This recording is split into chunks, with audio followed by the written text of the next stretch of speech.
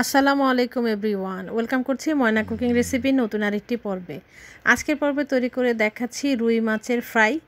আর খুব ক্রিস্পি এই ফ্রাইয়ের রেসিপিটি, আর খুব সহজভাবে তৈরি করে দেখাচ্ছি। চলুন দেখে নেওয়া যাক কী কী লাগছে। এখানে আমি একটা রুই মাছ নিয়েছি, আর রুই মাছটাকে এভাবে মাঝখান দিয়ে টুকরা করে নিয়েছি। এটা আপনাদের পছন্দ অনুযায়ী টুকরাটা আপনারা করে নেবেন। আমি এখানে 1 কেজি ওজনের একটা রুই মাছ নিয়েছি। এখন মাছটাকে ম্যারিনেট করে নিব। এখানে 1 টেবিল চামচ দিয়েছি আমি আদা রসুনের পেস্ট, আর 1 টেবিল চামচ দিয়েছি কাঁচামরিচ আর ধনিয়া পাতার পেস্ট। এটা আপনারা আদা রসুনের সাথে পেস্ট করে নিতে পারেন। দিয়ে দিয়েছি স্বাদ মতো লবণ আর একটু লেবু দিয়ে আমি এখন মাছের সাথে সব কিছু ভালো করে মাখিয়ে নিব।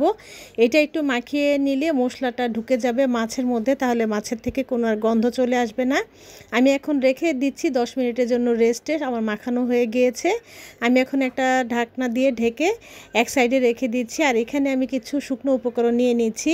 এখানে নিয়েছি হাফ কাপের মতন আমি নিয়েছি বেসন, আর 1/3 কাপ নিয়েছি আমি চালের গুঁড়ো, 1 টেবিল চামচ দিয়েছি ধনের গুঁড়ো, 2 টেবিল চামচ দিয়েছি পাপরিকার গুঁড়োটা, 1 টেবিল চামচ দিয়েছি আমি ধনিয়ার গুঁড়ো, হাফ টেবিল চামচ দিয়েছি গরম মশলার গুঁড়ো, হাফ টেবিল চামচ দিয়েছি গোলমরিচের গুঁড়োটা, স্বাদ মতন দিয়েছি লবণ, আর 1 টেবিল চামচ দিয়েছি এখানে আমি চাট মশলাটা দিলে স্বাদটা অনেক বেড়ে যায়। এখানে চাইলে আপনারা 1 টেবিল চামচ আজওয়াইন দিতে পারেন, কিন্তু আমার কাছে আজওয়াইন ছিল না, যার কারণে আমি চাট মশলাটা দিয়ে আমি সব কিছু ভালো করে একটু মিশিয়ে নিচ্ছি। মশলাটা সব কিছুর সাথে ভালো করে মিশিয়ে আমি মাছটাকে যে ম্যারিনেট করে রেখেছিলাম ওইখান থেকে নিয়ে আমি এখন মাছের গায়ে গড়িয়ে নিব। বেসন আর চালের গুঁড়োটার মধ্যে যে আমি সব মশলা দিয়েছিলাম ওইটার মধ্যে মাছটাকে আমি ভালো করে এভাবে কোট করে নিচ্ছি। এতে করে আমার মাছের মধ্যে সব মশলাগুলো লেগে যাবে। আর এমনি যেহেতু আমি আগে থেকেই মাছের মধ্যে আমি সব কিছু ম্যারিনেট করে রেখেছিলাম, তাই মাছটার মধ্যে এখন সব কিছু ভালো করে একটু কোট করে নিচ্ছি। আপনারা দেখেই বুঝতে পারছেন অলরেডি কিন্তু আমার সবগুলো কোট করা হয়ে গিয়েছে। আমি 10 মিনিটের জন্য একটু রেস্টে রেখে দিয়েছি। এখন চলে আসছি ভাজার জন্য। আমি একটা ফ্রাই প্যানে তেল নিয়েছি। তেলটা মিডিয়াম টু লো হিটে নিয়েছি, বেশি গরম করা যাবে না। মাছ যেভাবে ফ্রাই প্যানে ডুবো তেলে ভাজা যায় ওভাবে আমি মাছগুলো একটু ভেজে নিয়েছি। আমি প্রথম বেচে 4টা ভেজে নিয়েছি।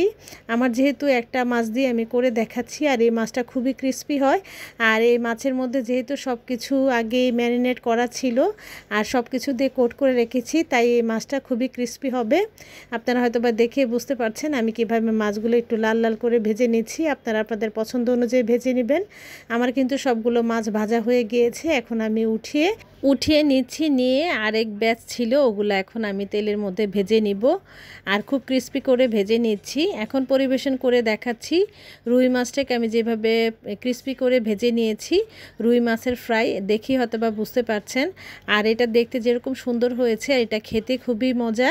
গরম ভাত বা পোলাওর সাথে আপনারা অনায়াসে খেয়ে নিতে পারবেন আজকের এই রেসিপিটি। আজকের রেসিপির কোনো অংশ ভালো লেগে থাকলে একটি লাইক দিয়ে চ্যানেলটি সাবস্ক্রাইব করে পাশে থাকা বেল বাটনে প্রেস করে রাখতে পারেন, যাতে নতুন ভিডিও দেওয়া মাত্র নোটিফিকেশান পেয়ে যান। অলরেডি যারা এই কাজটি করেছেন আপনাদের সকলকে অসংখ্য ধন্যবাদ। খুব সহজভাবে তৈরি করে দেখিয়েছি রুই মাছের ক্রিস্পি ফ্রাইয়ের রেসিপিটি। আশা করি আপনাদের সবার পছন্দ হবে। বাসায় তৈরি করলে অবশ্যই কমেন্ট করে জানাবেন। নতুন আরেকটি ভিডিও দেখার আমন্ত্রণ জানিয়ে আজকের মতো বিদায় নিব। সবাই ভালো থাকবেন। আল্লাহ হাফেজ। আসসালামু আলাইকুম।